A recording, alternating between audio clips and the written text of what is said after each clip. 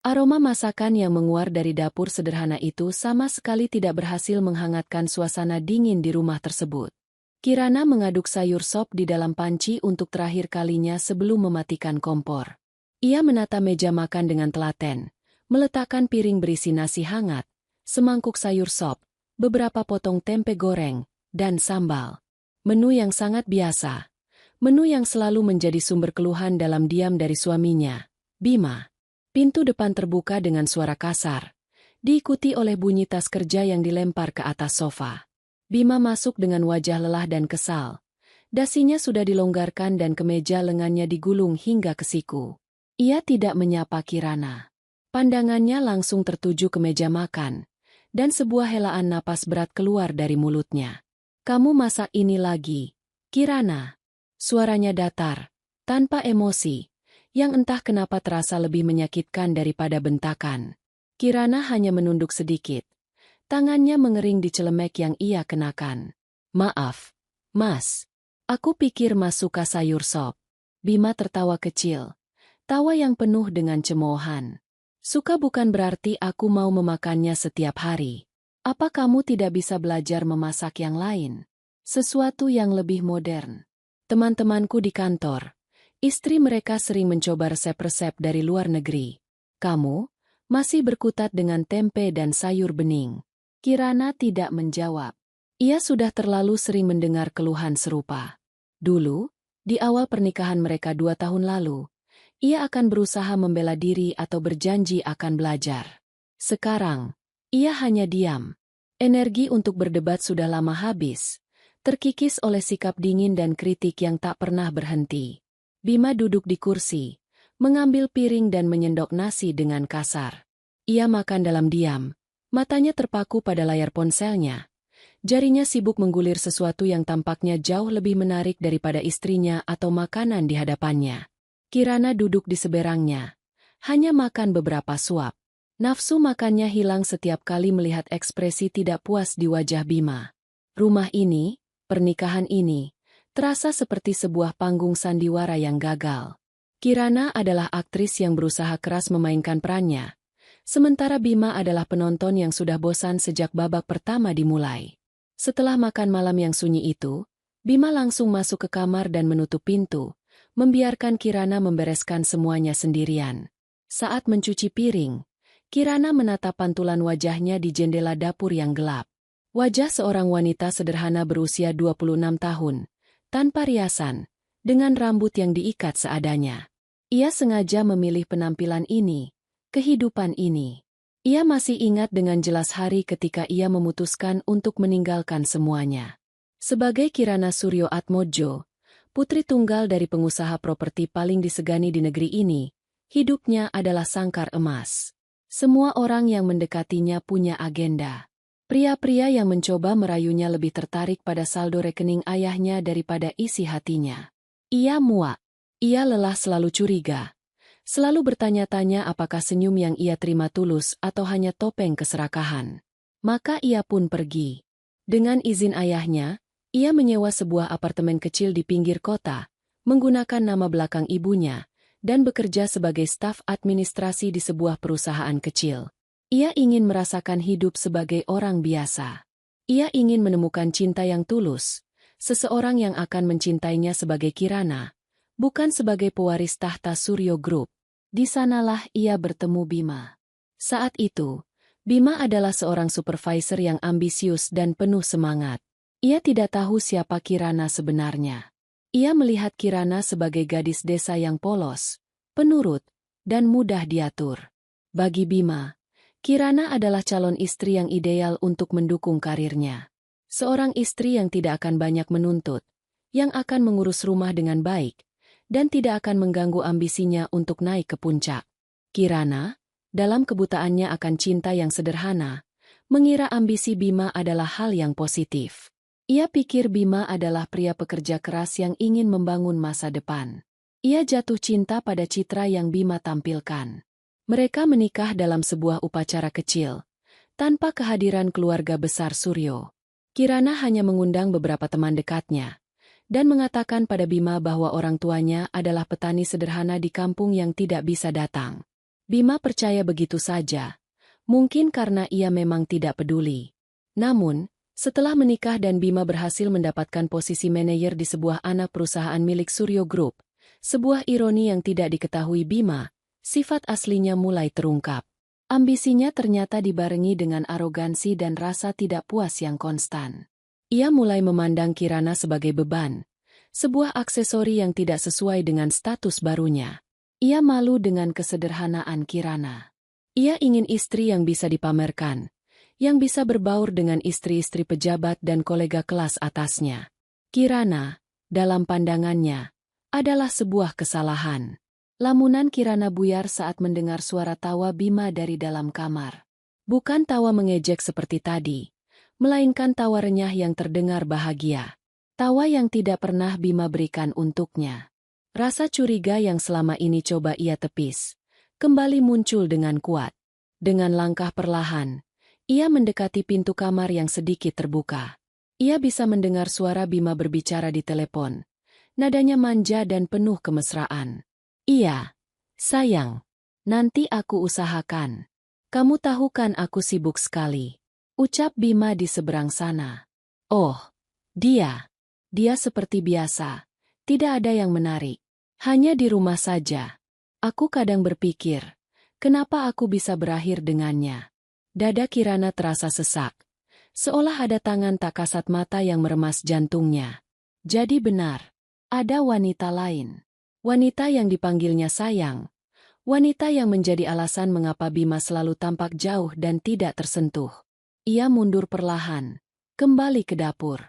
Tangannya gemetar. Tapi ia memaksa dirinya untuk menyelesaikan pekerjaannya. Malam itu, ia tidak tidur di kamar. Ia menggelar tikar tipis di ruang tamu, memeluk lututnya dalam kegelapan. Rumah yang seharusnya menjadi surga kecilnya, kini terasa seperti neraka yang dingin dan sepi. Ia merasa bodoh, naif, dan dikhianati. Keputusan untuk hidup sederhana demi cinta yang tulus kini terasa seperti lelucon paling pahit dalam hidupnya. Ia mendapatkan apa yang ia inginkan, seorang pria yang menikahinya tanpa tahu kekayaannya. Namun, pria itu ternyata mencintai hal lain yang tidak ia miliki, yaitu citra dan status sosial. Dan kini, pria itu juga mencintai wanita lain. Di tengah keheningan malam, Kirana teringat kata-kata ayahnya sebelum ia pergi memulai hidup barunya. Ayah akan selalu ada untukmu. Nak, jika dunia luar terlalu kejam, pintu rumah selalu terbuka untukmu. Kamu bisa pulang kapan saja. Selama 2 tahun, Kirana tidak pernah berpikir untuk pulang. Ia ingin membuktikan bahwa keputusannya benar. Tapi malam ini, untuk pertama kalinya, pikiran untuk pulang terasa begitu menggoda. Bukan sebagai bentuk kekalahan, tetapi sebagai persiapan untuk sebuah pertempuran. Sandiwara ini harus segera diakhiri. Dan ia ingin memastikan bahwa saat tirai ditutup, ia yang akan berdiri di tengah panggung, bukan sebagai korban, melainkan sebagai pemenang. Keesokan paginya, suasana canggung di meja makan terasa semakin pekat. Bima keluar dari kamar dengan pakaian kerja yang rapi. Aroma parfum mahalnya menusuk hidung. Ia tampak segar, seolah percakapan mesra di telepon tadi malam telah memberinya energi baru. Ia sama sekali tidak bertanya mengapa Kirana tidak tidur di kamar. Keberadaan Kirana yang tidur di ruang tamu seolah tidak terdaftar dalam radarnya. Kirana meletakkan sepiring nasi goreng di hadapan Bima. Kali ini ia tidak menunggu pujian atau keluhan. Ia hanya menjalankan tugasnya seperti robot. Saat Bima sedang menyantap sarapannya dengan cepat, ia melempar sebuah amplop berwarna emas ke atas meja, tepat di sebelah piring Kirana. Suaranya terdengar malas dan tidak bersemangat. Sabtu malam ada acara kantor. Kamu harus ikut. Kirana menatap amplop itu. Annual Gala Dinner, tertulis dengan huruf timbul yang mewah. Acara tahunan paling bergengsi di perusahaan. Ajang pamer bagi para petinggi dan karyawan berprestasi. Ini adalah pertama kalinya Bima mengajaknya ke acara sebesar itu. Biasanya, Bima selalu punya alasan untuk pergi sendiri.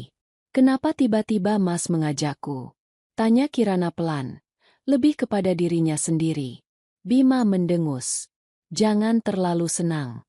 Aku mengajakmu karena Pak Direktur Utama yang baru mengeluarkan kebijakan konyol. Semua manajer wajib membawa pasangan. Untuk menunjukkan citra keluarga yang harmonis, katanya. Benar-benar merepotkan. Hati Kirana mencelos. Jadi bukan karena Bima ingin, tapi karena terpaksa. Ia hanyalah syarat yang harus dipenuhi. Pandangan Bima kemudian beralih dari ponselnya ke wajah Kirana. Ia menatap istrinya dari ujung rambut hingga ujung kaki. Tatapannya tajam dan penuh penilaian, seolah sedang menginspeksi barang bekas. Dengar, Kirana. Aku mau kita buat beberapa aturan untuk malam itu. Ucapnya dengan nada serius, meletakkan ponselnya di meja. Kirana diam, menunggu. Ia tahu apa yang akan datang selanjutnya. Sebuah ceramah panjang yang akan mengupas semua kekurangannya. Pertama, soal penampilanmu. Bima berdiri dan berjalan mengitari meja, berhenti di belakang Kirana. Tolong, untuk satu malam saja, jangan terlihat seperti ini.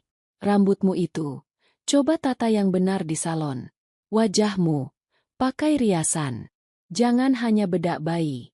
Dan pakaianmu. Ia berhenti sejenak, lalu tertawa sinis. Aku bahkan tidak yakin ada sesuatu yang layak pakai di dalam lemarimu itu. Isinya hanya kain-kain kusam. Kita harus beli gaun baru. Tapi ingat, pilih yang elegan. Jangan yang norak seperti seleramu. Kirana mengepalkan tangannya di bawah meja. Setiap kata Bima terasa seperti cambukan. Kedua, perilakumu. Saat di sana nanti, jangan banyak bicara. Cukup tersenyum saja. Kalau ada yang bertanya, jawab seperlunya. Jangan ceritakan soal hobi memasakmu atau kegiatanmu di rumah. Itu memalukan. Jangan membuatku terlihat seperti menikahi perempuan desa yang tidak punya wawasan. Ia melanjutkan lagi, suaranya semakin tajam. Jangan berkeliling sendirian. Tetap di dekatku. Jangan sentuh makanan di meja prasmanan seperti orang kelaparan. Ambil sedikit saja, dengan anggun. Mengerti? Dan yang paling penting, Bima kini membungkuk.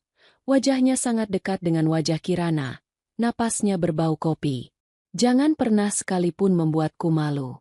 Aku sedang berusaha mendapatkan promosi. Citraku sangat penting. Satu kesalahan kecil darimu bisa merusak semuanya. Intinya, bersikaplah sebagaimana mestinya. Jangan sampai ada yang salah mengira.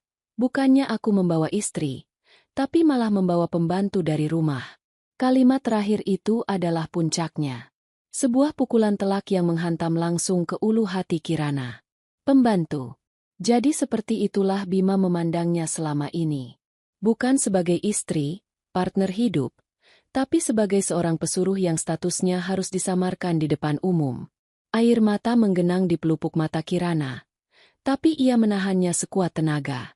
Ia tidak akan memberikan kepuasan pada Bima dengan melihatnya menangis. Ia hanya mengangguk pelan.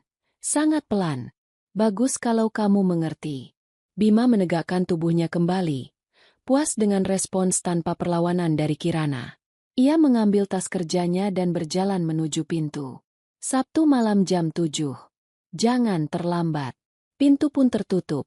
Meninggalkan Kirana sendirian di meja makan dengan sepiring nasi goreng yang mendingin dan sebuah undangan berwarna emas yang terasa seperti surat penghukuman. Penghinaan itu tidak lagi terasa menyakitkan, melainkan membakar. Api kemarahan yang selama ini hanya berupa bara kecil, kini mulai berkobar hebat di dalam dadanya. Semuanya sudah cukup. Ia tidak akan mengikuti aturan Bima. Ia tidak akan pergi ke salon atau membeli gaun mahal untuk menyenangkan pria itu. Ia akan datang ke pesta itu, tapi sebagai dirinya sendiri. Sebagai Kirana yang selama ini Bima kenal dan remehkan. Ia akan membiarkan Bima mendapatkan apa yang paling ditakutinya, yaitu merasa malu. Ia akan membiarkan Bima menampilkan sandiwaranya di panggung termegah, sebelum ia sendiri yang akan meruntuhkan panggung itu hingga berkeping-keping. Selama beberapa hari berikutnya, Kirana bersikap seperti biasa. Ia memasak, membersihkan rumah, dan melayani Bima tanpa sepatah kata pun keluhan. Bima mengira istrinya telah patuh sepenuhnya, tidak menyadari badai yang sedang berkumpul di balik wajah tenang itu. Pada hari Jumat malam, sehari sebelum pesta, Kirana sedang merapikan pakaian di lemari ketika ia mendengar Bima kembali berbicara di telepon di ruang sebelah. Suaranya pelan, tapi dinding tipis apartemen tidak mampu meredam semuanya. Iya, sayang, sabar ya. Besok malam aku harus membawa dia. Peraturan baru, menyebalkan sekali. Ucap Bima. Kamu datang saja seperti biasa. Nanti kita cari waktu untuk bicara berdua. Jangan khawatir. Dia tidak akan mengerti apa-apa. Dia itu terlalu polos, cenderung bodoh. Setelah acara, aku pastikan kita bisa bertemu. Aku sudah rindu sekali padamu. Sinta. Sinta. Jadi itu nama wanita itu. Kirana menutup pintu lemari dengan perlahan. Tangannya tidak lagi gemetar. Rasa sakit itu telah berubah menjadi sesuatu yang lain.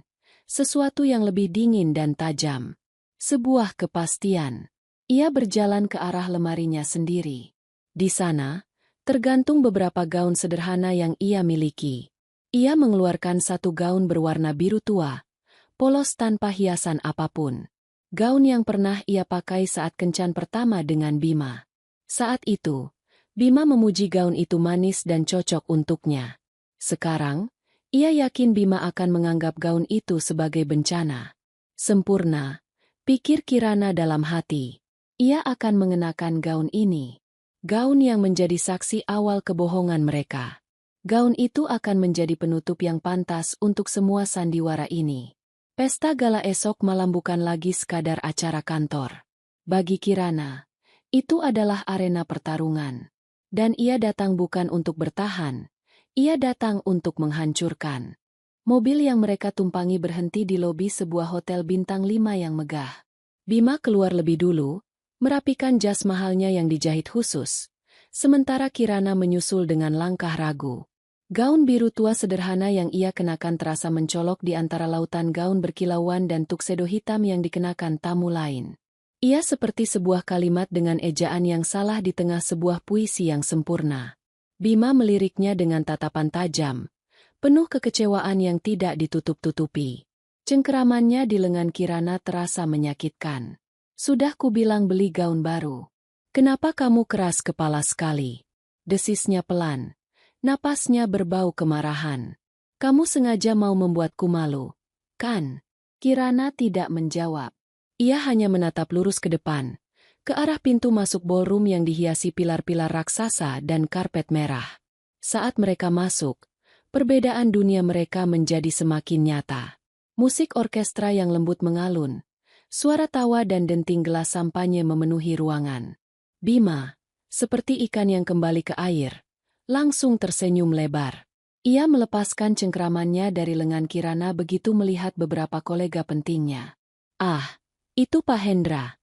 Aku harus menyapanya. Kamu tunggu di sini. Jangan kemana-mana. Jangan bicara dengan siapapun. Mengerti? Perintahnya singkat dan tegas.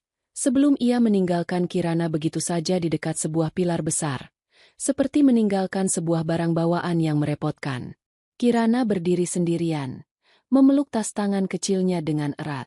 Dari tempatnya berdiri, ia bisa melihat seluruh pemandangan. Ia melihat Bima yang dengan cepat berbaur, tertawa, menepuk punggung beberapa pria berjas, dan sesekali melirik ke arah seorang wanita dengan gaun merah menyala yang berdiri tidak jauh dari kelompoknya. Wanita itu cantik, dengan riasan tebal dan perhiasan yang berkilauan. Ia tersenyum penuh arti ke arah Bima. Kirana tahu, itu pasti Sinta. Orang-orang mulai memperhatikan Kirana.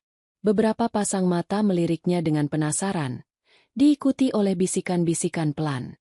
Ia bisa membaca pertanyaan di wajah mereka. Siapa wanita ini? Kenapa dia sendirian?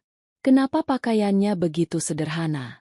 Ia merasa seperti pajangan aneh di sebuah museum. Setiap lirikan terasa seperti jarum kecil yang menusuk kulitnya. Ia mencoba untuk tidak peduli, mencoba untuk menjadi tidak terlihat. Ia mengamati Bima dari jauh. Melihat bagaimana suaminya bersinar di bawah lampu kristal yang mewah, bagaimana ia menjadi pusat perhatian di kelompoknya. Ia tampak begitu hidup, begitu bahagia. Kebahagiaan yang tidak pernah Kirana lihat di rumah. Setelah hampir setengah jam berdiri seperti patung, Rasa haus mulai mencekiknya. Tenggorokannya kering, bukan hanya karena dehidrasi, tapi juga karena ketegangan. Ia memutuskan untuk bergerak, bukan untuk mencari perhatian, tapi karena ia butuh minum. Selain itu, ia ingin menguji batasannya. Seberapa jauh Bima akan mengabaikannya. Dengan langkah yang ia paksakan untuk tetap tenang, ia berjalan menuju meja prasmanan. Ia melewati kelompok Sinta. Wanita itu dan teman-temannya menatapnya dari atas ke bawah. Senyum sinis tersungging di bibir mereka. Kirana pura-pura tidak melihat. Ia mengambil segelas jus jeruk. Tangannya sedikit gemetar.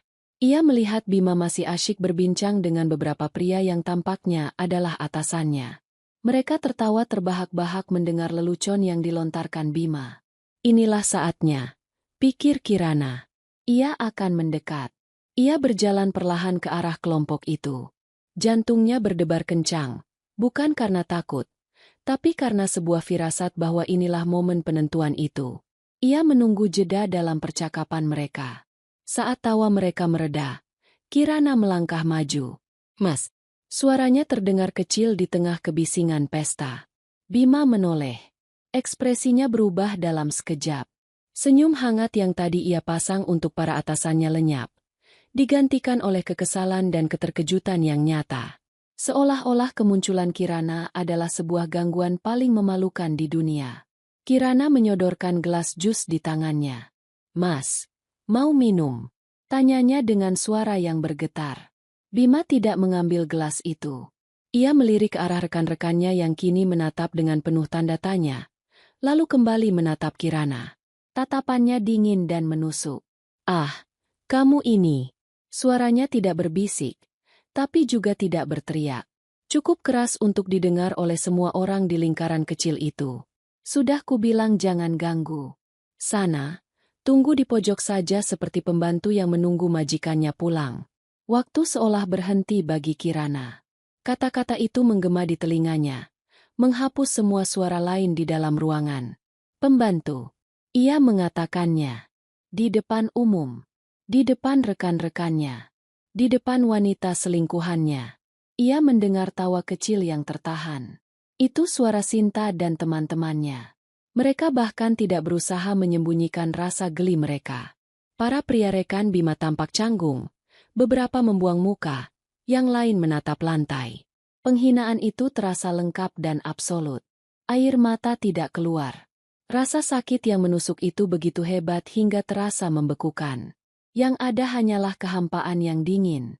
Seutas benang terakhir yang mengikatnya pada harapan pernikahan ini, putus seketika. Ia menatap lurus ke mata Bima. Untuk sesaat, ia melihat kepanikan di mata suaminya. Seolah Bima baru sadar akan apa yang telah ia ucapkan. Tapi itu tidak penting lagi. Semuanya sudah terlambat. Kirana tidak mengatakan apa-apa. Ia hanya mengangguk sekali. Sebuah gerakan kecil yang nyaris tak terlihat. Lalu, ia berbalik. Dengan punggung yang tegak, ia berjalan pergi dari lingkaran neraka itu. Ia tidak berjalan ke sudut ruangan seperti yang diperintahkan Bima. Ia berjalan lurus, membelah kerumunan orang yang menatapnya dengan berbagai macam ekspresi. Kasihan, bingung, mencemooh. Ia tidak peduli. Langkahnya mantap, tujuannya jelas. Ia berjalan melewati meja-meja bundar yang penuh dengan makanan mewah, melewati lantai dansa tempat beberapa pasangan berputar mengikuti alunan musik. Ia berjalan menuju satu-satunya tempat perlindungan yang bisa ia pikirkan saat itu, toilet wanita.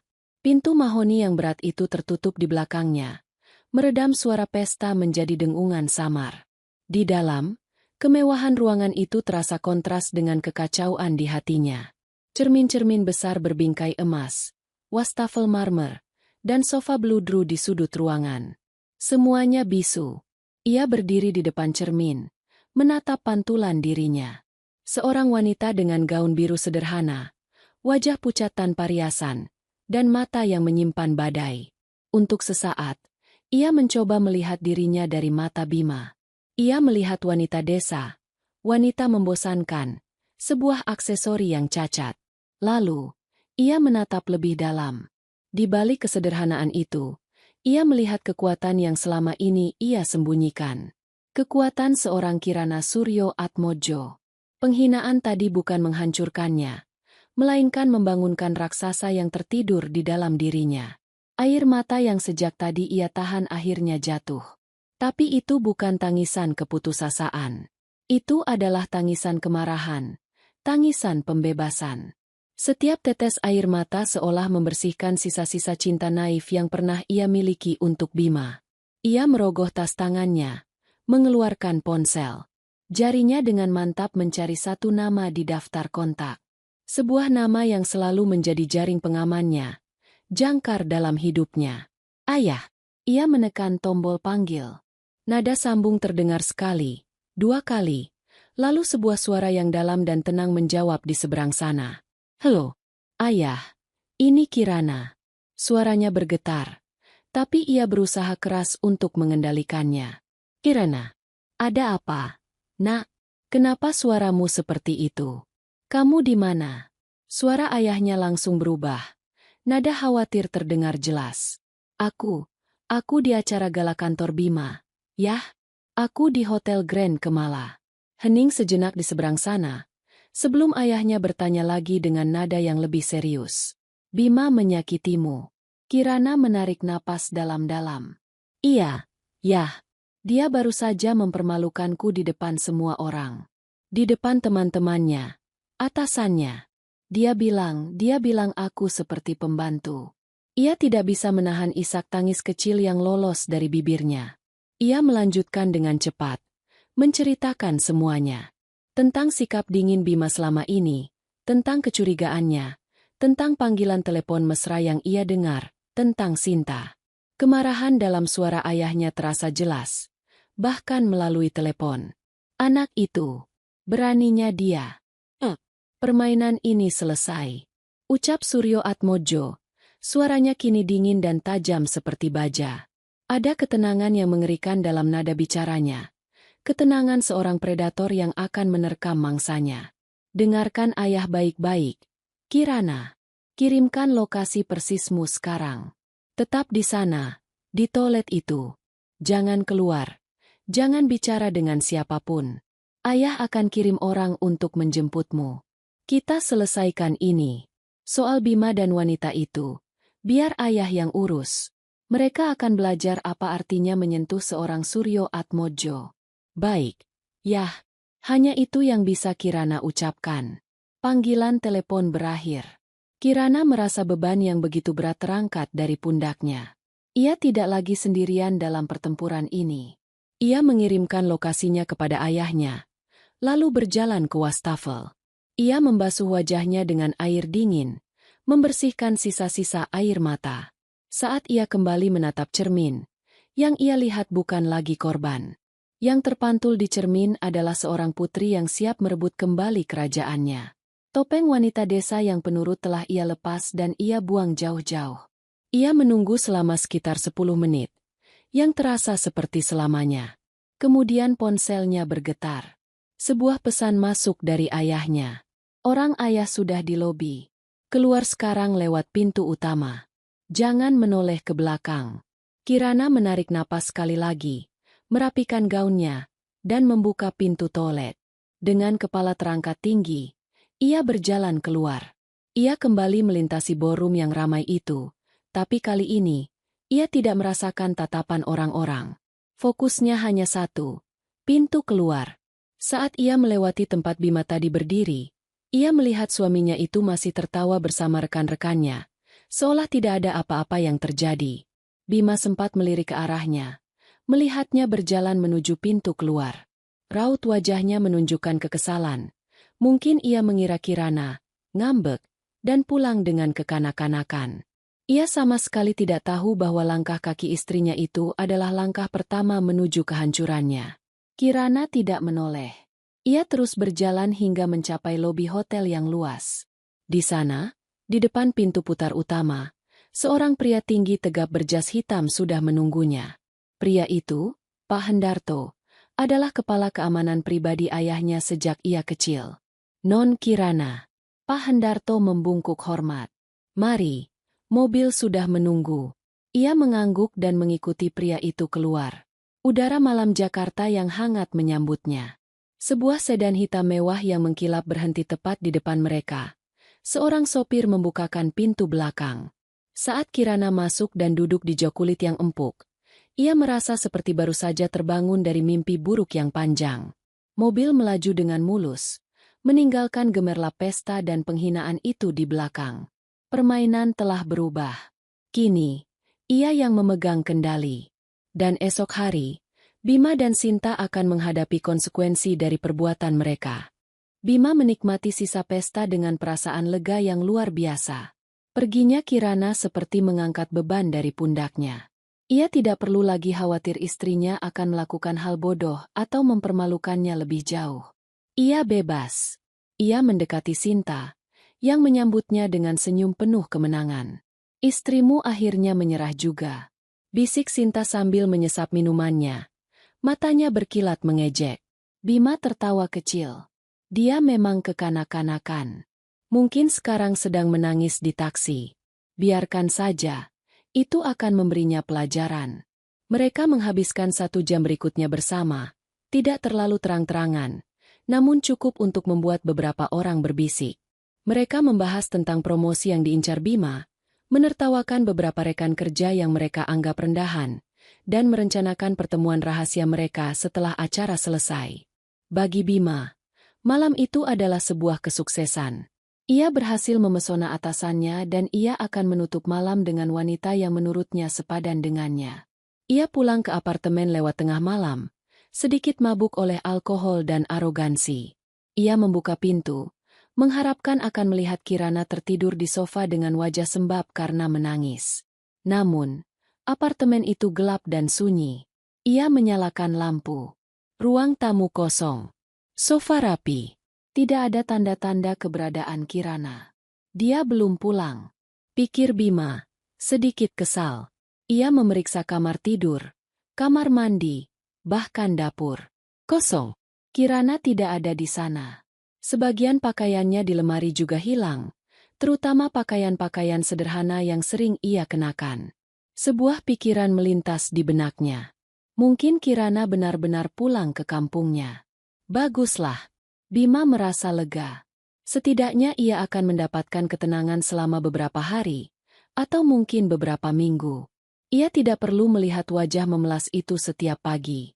Ia bisa bebas membawa Sinta ke apartemen jika ia mau. Tanpa rasa khawatir sedikit pun, hanya perasaan lega yang aneh, Bima merebahkan diri ke tempat tidur dan langsung terlelap. Ia tidak mengirim pesan, tidak menelepon. Ia tidak peduli. Keesokan harinya, hari Senin, Bima bangun dengan perasaan segar. Keheningan di apartemen terasa menyenangkan. Ia bersiap-siap untuk bekerja dengan santai, menyetel musik keras, sesuatu yang tidak pernah bisa ia lakukan saat Kirana ada. Ia merasa seperti seorang bujangan lagi. Namun, perasaan nyaman itu mulai terkikis begitu ia tiba di kantor. Suasana di lobi terasa berbeda. Biasanya, pagi hari diwarnai dengan obrolan ramai dan sapaan ceria.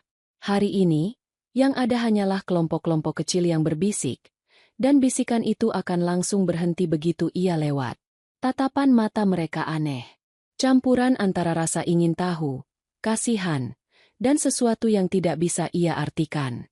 Ia mencoba mengabaikannya, menganggap itu semua hanyalah gosip murahan tentang insiden di pesta tempo hari. Biarlah mereka bergosip, itu hanya menunjukkan betapa pentingnya dirinya. Ia bertemu Sinta di dekat mesin kopi. Wajah Sinta juga tampak sedikit tegang. Suasana hari ini aneh sekali. Ya, ucap Sinta pelan. Semua orang menatapku seolah aku melakukan kejahatan. Bima tersenyum meremehkan. Biarkan saja. Mereka hanya iri. Mereka tidak punya kehidupan. Makanya suka mengurusi hidup orang lain. Mungkin mereka iri melihatmu secantik itu di pesta kemarin. Pujian itu sedikit menenangkan Sinta.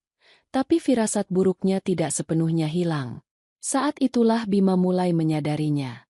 Ada beberapa orang asing di kantor.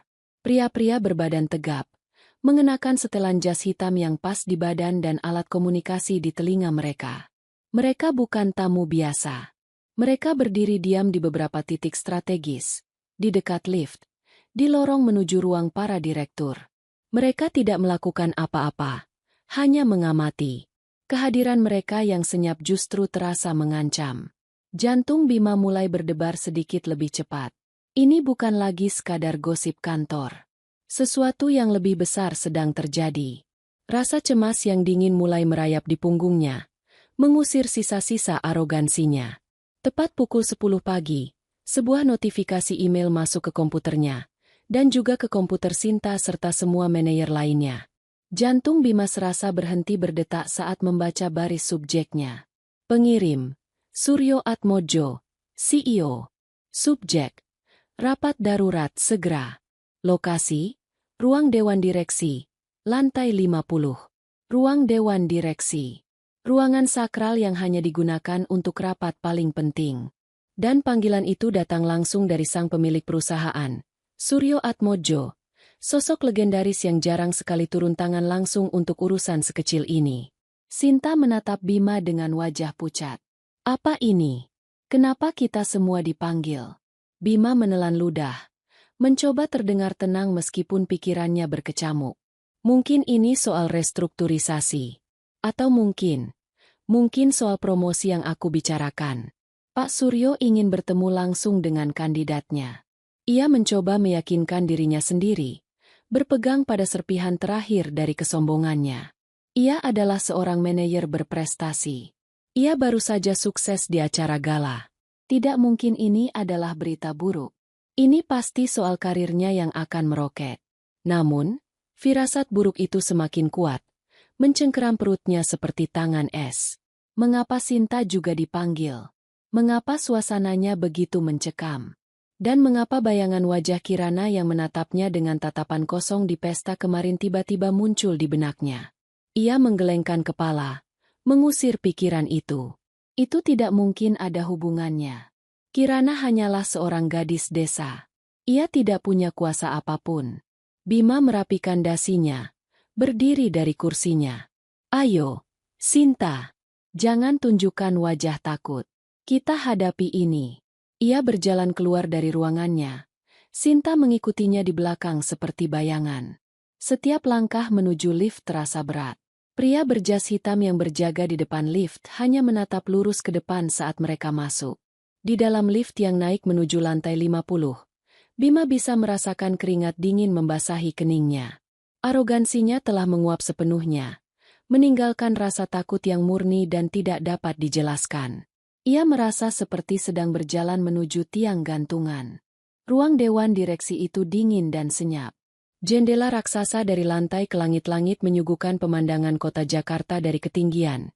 Namun tak seorang pun di dalam ruangan yang berani menikmatinya.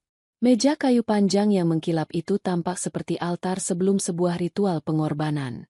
Para manajer lain sudah duduk di kursi kulit mereka. Wajah mereka tegang dan penuh tanda tanya. Tidak ada yang berani berbicara. Bima dan Sinta mengambil tempat duduk yang tersisa, saling pandang dengan cemas. Bima mencoba menampilkan ekspresi tenang, namun detak jantungnya yang menggema di telinga membuatnya sulit berkonsentrasi. Tepat pukul 10:05, pintu utama di ujung ruangan terbuka. Suryo Atmojo masuk. Seluruh ruangan seolah menahan napas. Pria berusia akhir 50-an itu memiliki aura kekuasaan yang tidak terbantahkan. Setiap langkahnya mantap, tatapan matanya tajam seperti elang, menyapu seluruh ruangan dan berhenti sejenak pada setiap wajah. Saat matanya bertemu dengan mata Bima, Bima merasa seolah seluruh isi kepalanya dibaca dan dihakimi dalam hitungan detik.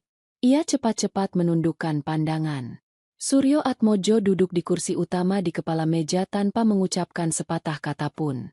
Ia hanya diam, membiarkan keheningan yang berat itu menyiksa semua orang di dalam ruangan. Ia melipat tangannya di atas meja. Jemarinya mengetuk-ngetuk permukaan kayu dengan ritme yang pelan dan mengerikan. 1 menit berlalu seperti 1 jam. Bima merasa kerah kemejanya mencekiknya. Saat semua orang mengira sang CEO akhirnya akan berbicara, pintu di belakangnya kembali terbuka. Pintu yang sama yang tadi ia lewati. Semua kepala menoleh serempak. Seorang wanita melangkah masuk. Dunia Bima seakan runtuh pada saat itu juga. Jantungnya serasa jatuh ke perut. Napasnya tercekat di tenggorokan. Itu Kirana. Tapi itu bukan Kirana yang ia kenal. Ini bukan wanita dengan daster pudar dan rambut berantakan yang biasa ia lihat di rumah. Ini bukan wanita malang dengan gaun biru sederhana yang ia hina di pesta. Wanita yang berdiri di ambang pintu itu adalah sosok yang sama sekali berbeda. Ia mengenakan setelan blazer dan celana panjang berwarna krem yang dijahit dengan sempurna, menonjolkan postur tubuhnya yang ternyata jenjang dan anggun. Rambutnya yang biasa diikat seadanya kini tertata dalam sanggul modern yang rapi, memperlihatkan lehernya yang jenjang. Riasan di wajahnya tipis namun profesional, menonjolkan tulang pipinya yang tinggi dan sorot matanya yang kini tajam dan penuh percaya diri. Ia berjalan masuk dengan langkah yang tenang dan berwibawa. Sepatu hak tingginya sama sekali tidak mengeluarkan suara di atas karpet tebal. Ia tidak melihat ke arah Bima, tidak juga ke arah Sinta atau manajer lainnya. Matanya hanya tertuju pada satu orang, Suryo Atmojo. Ia berjalan mengitari meja dan tanpa ragu mengambil kursi kosong tepat di sebelah kanan sang CEO. Posisi paling terhormat di meja itu setelah kursi utama. Seluruh ruangan membeku dalam keheningan yang penuh dengan keterkejutan. Para manajer saling pandang. Rahang mereka menganga. Mereka tidak mengerti apa yang sedang terjadi. Tapi Bima mengerti. Potongan-potongan teka-teki yang aneh itu, perginya Kirana, suasana kantor yang ganjil, para pria berjas hitam, panggilan rapat mendadak. Semuanya tiba-tiba menyatu menjadi sebuah gambar yang mengerikan. Sebuah kebenaran yang mustahil namun sedang terpampang nyata di depan matanya. Pikirannya berteriak, "Kirana, apa yang kamu lakukan di sini? Ini ruang dewan direksi. Kamu tidak pantas berada di sini. Pergi dari sini." Tapi tidak ada suara yang keluar dari mulutnya. Lidahnya terasa keluh. Tubuhnya kaku karena syok. Sinta di sebelahnya gemetar hebat. Wajahnya yang tadi pucat kini seputih kertas. Ia menatap sosok Kirana dengan horor dan ketidakpercayaan. Akhirnya, setelah membiarkan ketegangan mencapai puncaknya, Suryo Atmojo berdeham pelan. Suaranya memecah keheningan.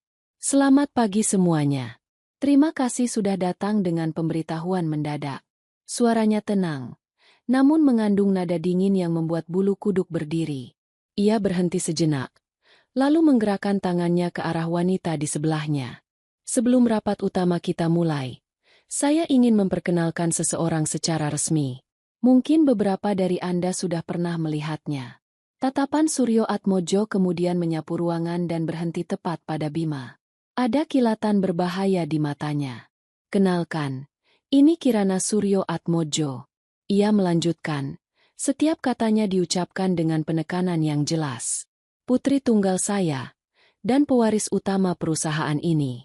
Kalimat itu meledak di dalam ruangan seperti bom. Terdengar beberapa orang terkesiap. Para manajer yang tadinya bingung kini menatap Bima dengan ekspresi baru. Ekspresi ngeri dan pemahaman yang dalam. Mereka akhirnya mengerti. Skandal yang mereka gosipkan ternyata jauh lebih dalam dan lebih berbahaya dari yang mereka bayangkan. Wajah Bima kehilangan semua warnanya. Dunia di sekelilingnya berputar. Suara dengungan keras memenuhi telinganya. Jadi, wanita yang ia anggap sebagai beban, yang ia hina sebagai pembantu, yang ia tiduri di ranjang yang sama setiap malam sambil memimpikan wanita lain, adalah putri dari pria paling berkuasa yang ia kenal. Pewaris dari semua yang ia perjuangkan mati-matian untuk ia dapatkan. Ia menatap Kirana, benar-benar menatapnya untuk pertama kali. Ia melihat sorot mata wanita itu. Tidak ada lagi tatapan memuja atau ketakutan yang biasa ia lihat. Yang ada hanyalah tatapan dingin, datar, dan penuh dengan penghakiman. Seolah-olah ia sedang menatap serangga kecil yang menjijikkan. Pada saat itu, Bima tahu, ini bukan lagi soal promosi atau karirnya. Ini adalah akhir dari segalanya. Ia baru saja menghina istrinya, di depan ayahnya, tanpa ia sadari. Dan kini, penghakiman akan segera dijatuhkan. Keheningan yang mengikuti pengumuman Suryo Atmojo terasa lebih berat daripada baja. Udara di dalam ruangan terasa menipis. Sulit untuk dihirup. Bima duduk terpaku di kursinya. Pikirannya kosong. Otaknya menolak untuk memproses informasi yang baru saja ia terima. Kirana, putrinya. Kirana, pewarisnya. Kata-kata itu berputar-putar di kepalanya seperti kaset rusak. Setiap putaran terasa semakin menyakitkan dan tidak masuk akal. Ia melirik Sinta. Wanita itu tampak seperti akan pingsan. Bibirnya bergetar. Matanya yang biasanya penuh percaya diri kini dipenuhi teror murni. Ia menatap Bima dengan pandangan menuduh, seolah berkata, "Kau membawaku ke dalam bencana ini." Para manajer lain di ruangan itu berusaha keras untuk tampak tidak terlihat. Mereka menatap meja, buku catatan, atau ke arah manapun selain ke arah Bima dan Sinta. Mereka adalah penonton sebuah eksekusi, dan mereka tidak ingin menarik perhatian Sang Algojo. Suryo Atmojo membiarkan keheningan itu bekerja, membiarkan racun dari kebenaran itu meresap ke dalam setiap pori-pori korbannya. Akhirnya, ia kembali berbicara. Suaranya yang tenang membelah kesunyian. "Pak Bima." Bima tersentak mendengar namanya dipanggil dengan gelar formal yang terdengar seperti ejekan. Ia mengangkat kepalanya dengan gerakan patah-patah. "Saya dengar dari beberapa sumber, Anda cukup menikmati acara gala perusahaan kita Sabtu malam lalu," ucap Suryo.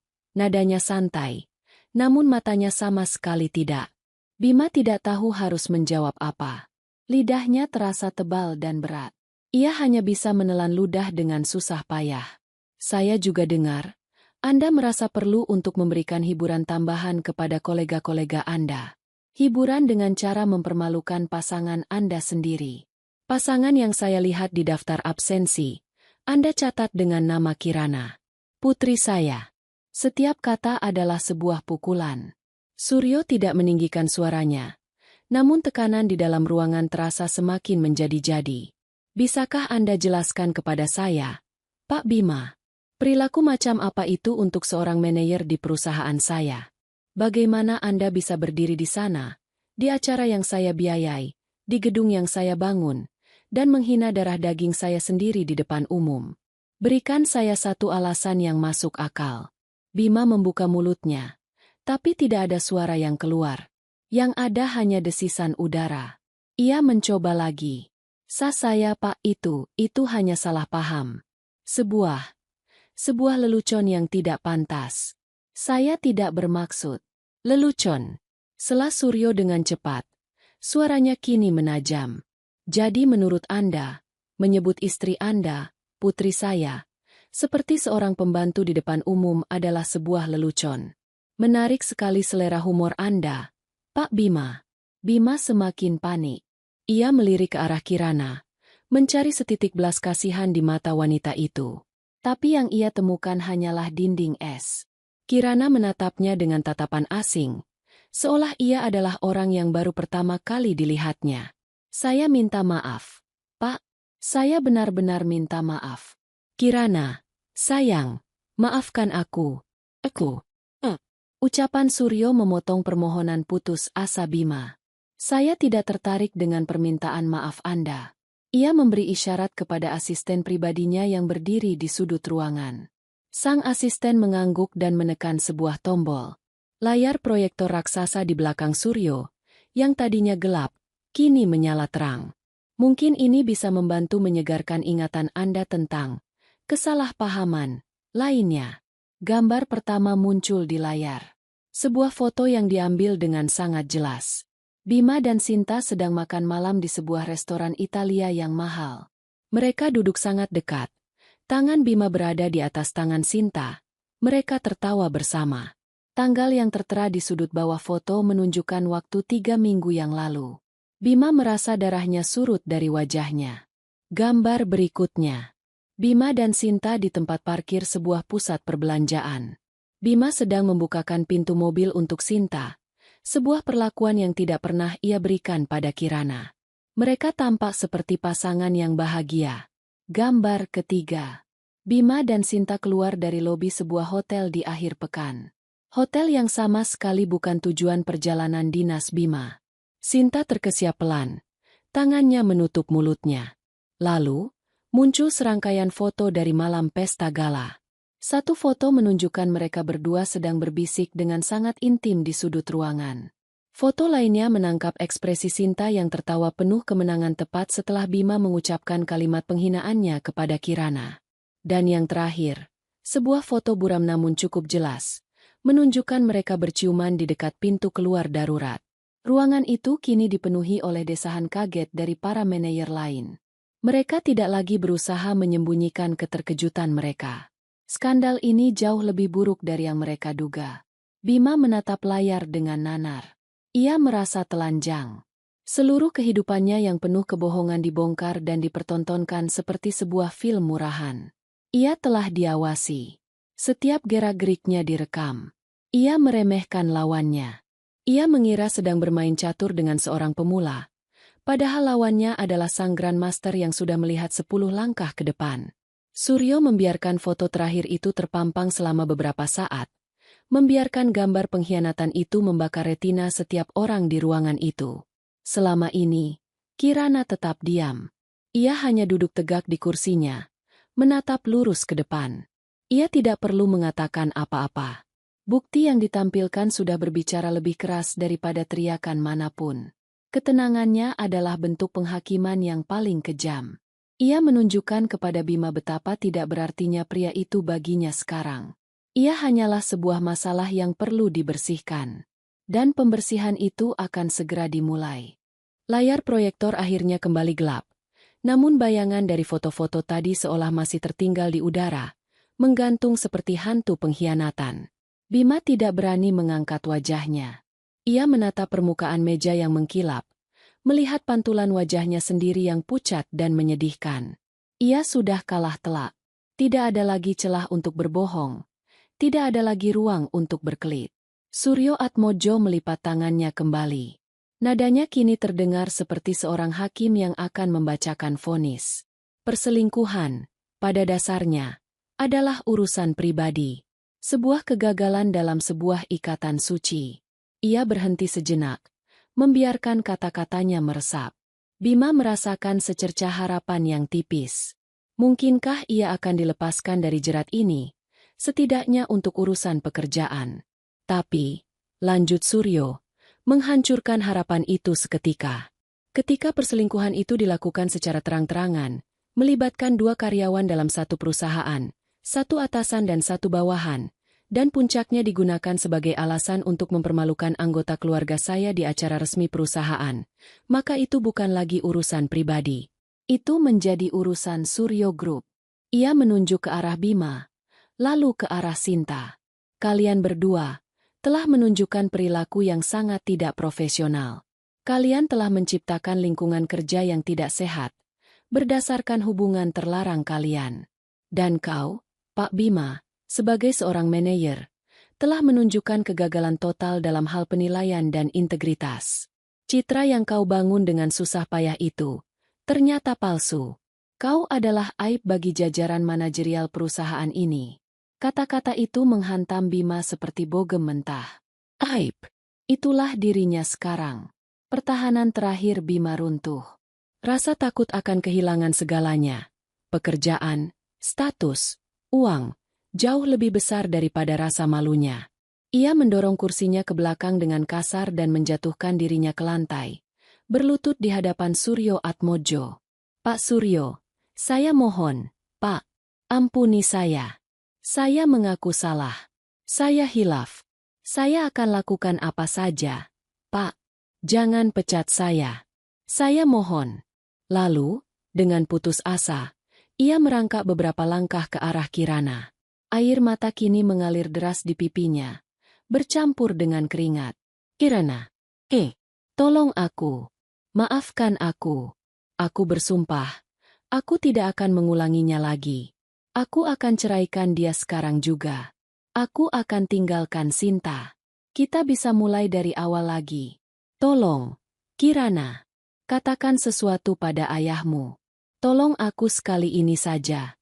Permohonannya terdengar menyedihkan dan menjijikkan di telinga semua orang. Pria arogan yang beberapa hari lalu menghina istrinya, kini merengek seperti anak kecil di kakinya. Melihat Bima menyalahkannya, Sinta pun panik. Ia tidak mau tenggelam sendirian. Ia berdiri dengan kaki gemetar, menunjuk ke arah Bima. Jangan percaya padanya. Pak, dia pembohong. Dia yang terus-menerus merayu saya. Dia yang bilang kalau dia sangat menderita menikah dengan istrinya. Dia bilang istrinya kampungan, tidak berpendidikan, dan dia akan segera menceraikannya setelah mendapatkan promosi. Saya hanya korban dari janji-janji manisnya. Pak, Bima menoleh dengan marah. Kau yang menggodaku terus-menerus. Kau yang bilang aku pantas mendapatkan wanita yang lebih baik. Pembohong. Kau yang pembohong.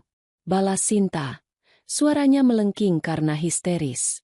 Pertengkaran mereka yang memalukan itu menjadi tontonan yang menyedihkan. Mereka saling menyalahkan, saling membuka aib, tanpa menyadari bahwa mereka hanya semakin menggali kuburan mereka sendiri lebih dalam. Di tengah kekacauan itu, Kirana akhirnya bergerak. Ia tidak menatap mereka. Ia hanya menoleh sedikit ke arah ayahnya. Ayah. Satu kata itu diucapkan dengan tenang, namun berhasil menghentikan pertengkaran Bima dan Sinta seketika. Mereka berdua menatap Kirana, menunggu dengan napas tertahan. Nasib mereka kini ada di ujung lidah wanita yang telah mereka hancurkan hatinya. Suryo menatap putrinya dengan tatapan yang melembut sesaat. Ia melihat kekuatan dan ketegasan di mata Kirana, dan ia merasa bangga. Ia mengangguk pelan, memberikan hak penuh kepada putrinya untuk menjatuhkan vonis. Kirana akhirnya menolehkan kepalanya. Untuk pertama kalinya sejak masuk ruangan itu, ia menatap langsung ke arah Bima yang masih berlutut, dan Sinta yang berdiri gemetaran. Matanya dingin, kosong, dan tanpa emosi. Seolah ia sedang melihat dua orang asing yang tidak berarti apa-apa. Ia menarik napas, bukan karena ragu, tapi untuk mengumpulkan ketenangan. Lalu ia kembali menatap ayahnya. Ayah. Aku mau mereka berdua pergi dari sini. Hari ini juga. Suaranya tidak keras, tidak juga bergetar. Itu adalah sebuah pernyataan fakta. Sebuah perintah yang mutlak dan tidak bisa diganggu-gugat. Tidak ada nada meminta. Yang ada hanyalah keputusan final. Suryo Atmojo mengangguk dengan tegas. Sesuai permintaan putri saya. Itulah kalimat penutupnya. Palu hakim telah diketuk. Penghakiman telah selesai. Yang tersisa hanyalah pelaksanaan eksekusi. Perintah Kirana menggantung di udara, dingin dan absolut. Untuk sesaat, Bima masih belum sepenuhnya mengerti. Ia menatap kosong, mulutnya sedikit terbuka. Otaknya berusaha mencerna kalimat yang baru saja menghancurkan seluruh dunianya. Pergi dari sini. Hari ini juga. Suryo Atmojo tidak perlu berkata apa-apa lagi. Ia hanya memberikan sebuah anggukan kecil ke arah sudut ruangan. Dua pria berjas hitam yang sejak tadi berdiri diam seperti bayangan, kini melangkah maju. Gerakan mereka efisien dan tanpa emosi. Satu pria mendekati Bima, satu lagi mendekati Sinta. Pak Bima, Bu Sinta, silakan ikut kami. Suara salah satu pria itu datar dan tegas. Tidak ada ruang untuk negosiasi. Kenyataan akhirnya menghantam Bima dengan kekuatan penuh. Ini benar-benar terjadi. Ini adalah akhir. Kepanikan yang luar biasa membuatnya bertindak nekat. Ia mengabaikan pria berjas itu dan kembali mencoba meraih kaki kursi Kirana. Kirana, jangan. Jangan lakukan ini padaku. Aku suamimu. Tolonglah, beri aku satu kesempatan lagi. Rengeknya. Suaranya pecah dan menyedihkan. Pria berjas itu tidak kasar, tapi cengkeramannya di lengan Bima begitu kuat dan kokoh, seperti cengkeraman baja. Dengan satu gerakan mudah, ia menarik Bima untuk berdiri. Perlawanan Bima sia-sia. Ia seperti boneka kain di tangan raksasa. Pria yang satu lagi berdiri di samping Sinta. Sinta tidak melawan. Ia hanya berdiri kaku, tubuhnya gemetar hebat, isak tangisnya tertahan di tenggorokan. Ia menatap Kirana dengan campuran rasa takut dan benci, sebelum akhirnya menunduk pasrah. Kedua pria itu mulai menggiring mereka keluar dari ruang dewan direksi. Para manajer lain di ruangan itu membuang muka. Tidak ingin mata mereka bertemu dengan tatapan putus asa dari dua orang yang baru saja jatuh dari puncak ke jurang terdalam. Saat mereka digiring melewati Kirana, Bima membuat satu upaya terakhir. Ia menatap istrinya, mantan istrinya, dengan pandangan memohon. Namun, Kirana sama sekali tidak memandangnya. Ia menatap lurus ke depan, ke arah jendela besar yang menampilkan pemandangan kota, seolah Bima dan Sinta hanyalah dua perabot tua yang sedang disingkirkan dari ruangan. Pengabaian itu terasa lebih menyakitkan daripada tamparan. Pintu ruang dewan direksi tertutup di belakang mereka, meninggalkan mereka dalam keheningan yang canggung di lorong lantai 50, diapit oleh dua penjaga. Perjalanan turun dengan lift terasa seperti perjalanan ke neraka. Tidak ada yang berbicara. Hanya suara dengungan lift dan isak tangis Sinta yang tertahan. Pintu lift terbuka di lantai 32, lantai tempat divisi mereka berada. Saat mereka melangkah keluar, seluruh aktivitas di lantai itu seolah berhenti. Puluhan pasang mata menatap ke arah mereka. Para staf yang tadinya sibuk bekerja kini berdiri di dekat kubikel mereka, berbisik-bisik. Berita tentang apa yang terjadi di lantai 50 rupanya menyebar lebih cepat daripada api. Ini adalah arak-arakan penghinaan. Setiap tatapan terasa seperti cambukan. Setiap bisikan terdengar seperti cemoohan. Bima, yang selalu berjalan di lantai ini dengan dagu terangkat dan dada membusung, kini berjalan dengan kepala tertunduk, wajahnya panas karena malu. Sinta menutupi wajahnya dengan kedua tangan. Bahunya berguncang karena tangis. Kedua penjaga itu mengantar mereka tepat ke meja masing-masing. Seorang staf dari Departemen Sumber Daya Manusia sudah menunggu di sana dengan 2 buah kotak kardus kosong. Silakan kemasi barang-barang pribadi Anda. Anda punya waktu 15 menit. Ucap staf itu dengan nada dingin dan formal. Di bawah tatapan seluruh isi kantor, Bima mulai memasukkan barang-barangnya ke dalam kotak. Bingkai foto saat ia menerima penghargaan, manajer terbaik, tahun lalu terasa begitu berat di tangannya. Piala kecil di atas mejanya, papan nama dengan jabatannya, semua benda yang dulu menjadi sumber kebanggaannya kini menjadi simbol kegagalannya. Tangannya gemetar begitu hebat hingga ia hampir menjatuhkan sebuah mug hadiah dari timnya. Sinta, di seberang sana, juga melakukan hal yang sama dengan gerakan kacau. Ia menyapu semua barang di mejanya ke dalam kotak tanpa pandang bulu. Riasannya sudah luntur berantakan, memperlihatkan wajah yang bengkak dan merah. Saat Bima sedang melipat ke meja cadangan yang ia simpan di laci, seorang pria lain mendekatinya. Pria ini berbeda dari yang lain. Ia mengenakan setelan yang sangat mahal, membawa sebuah tas kulit tipis. Ia tampak tenang dan profesional. Selamat siang, Pak Bima. Nama saya Adrian. Saya pengacara yang mewakili Ibu Kirana Suryo Atmojo. Bima menatap pria itu dengan pandangan kosong. Pengacara. Adrian menyodorkan sebuah amplop coklat tebal ke arah Bima. Di dalam amplop ini terdapat surat gugatan cerai beserta perjanjian pemisahan harta. Perlu saya tegaskan, sesuai dengan perjanjian pranikah yang Anda tanda tangani, semua aset yang Anda nikmati selama masa pernikahan, termasuk apartemen dan mobil, adalah sepenuhnya milik klien saya. Anda tidak memiliki hak atas apapun. Surat-surat ini akan menjelaskan semuanya. Selamat siang. Setelah mengatakan itu, sang pengacara berbalik dan pergi, meninggalkan Bima yang berdiri mematung dengan amplop di tangannya. Itulah paku terakhir di peti matinya. Ia tidak hanya kehilangan pekerjaan dan harga dirinya. Ia kehilangan segalanya. Ia akan keluar dari gedung ini sebagai seorang pengangguran tanpa punya apa-apa dan tanpa punya tempat tinggal. Waktu 15 menit telah habis. Kedua penjaga itu memberi isyarat agar mereka segera menyelesaikan. Bima menutup kotaknya dengan kasar. Ia tidak berani menatap wajah mantan rekan-rekannya. Mereka digiring kembali ke lift, lalu turun ke lobi utama. Lobi yang ramai itu juga terdiam sejenak saat mereka lewat, diapit oleh penjaga seperti 2 orang kriminal. Pintu kaca otomatis yang megah itu terbuka, lalu tertutup kembali di belakang mereka.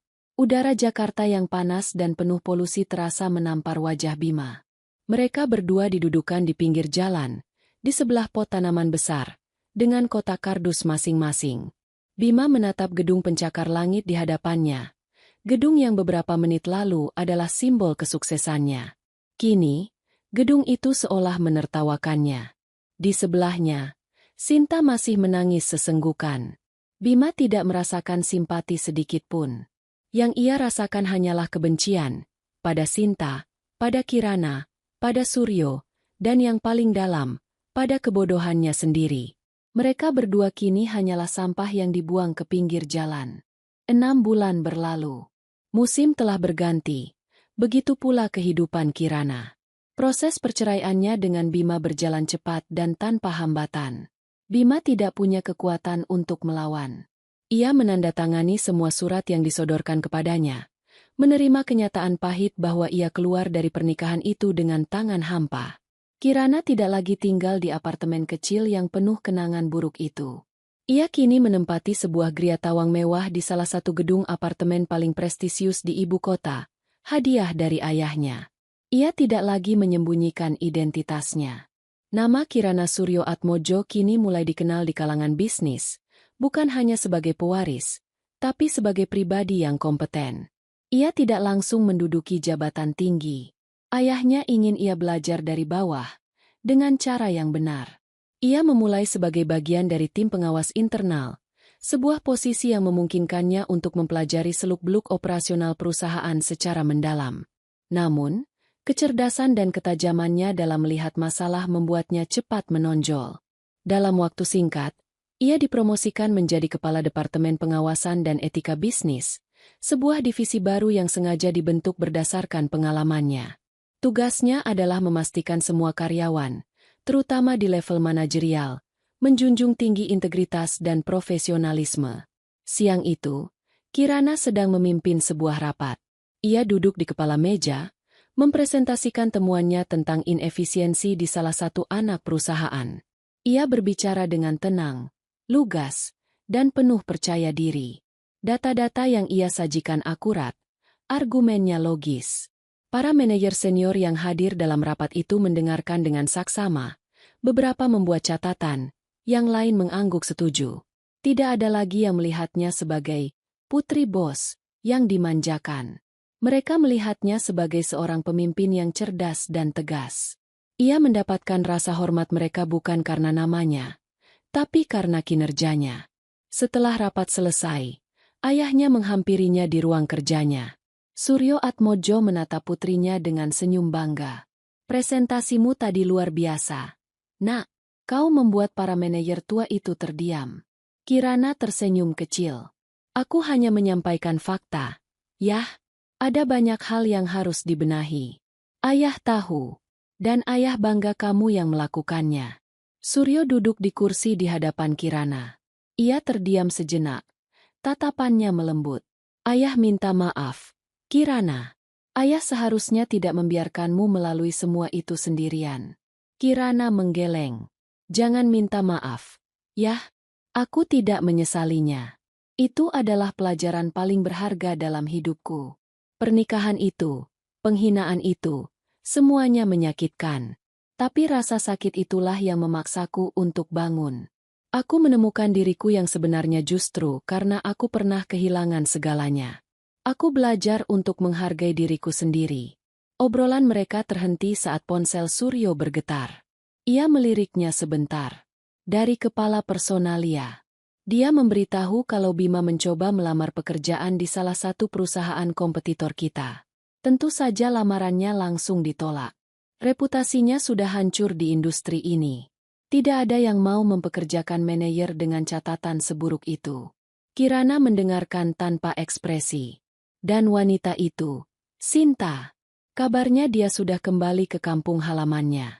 Tidak tahan dengan tekanan di Jakarta. Kirana hanya mengangguk pelan. Berita itu tidak menimbulkan perasaan apapun di dalam dirinya. Tidak ada rasa puas, tidak ada rasa kasihan. Tidak juga kemarahan. Yang ada hanyalah ketidakpedulian. Bima dan Sinta sudah menjadi bagian dari masa lalu yang jauh. Bab yang sudah ia tutup rapat-rapat dan tidak ingin ia buka kembali. Sore itu, setelah jam kerja selesai, Kirana tidak langsung pulang. Ia berdiri sendirian di ruang kerjanya yang luas di lantai 48. Dari jendela kaca yang membentang dari lantai ke langit-langit, ia menatap pemandangan kota yang mulai dihiasi lampu-lampu malam. Pemandangan yang sama seperti yang terlihat dari ruang dewan direksi 2 lantai di atasnya. Dulu, ia melihat pemandangan ini sebagai simbol dunia yang asing dan mengintimidasi. Dunia milik Bima,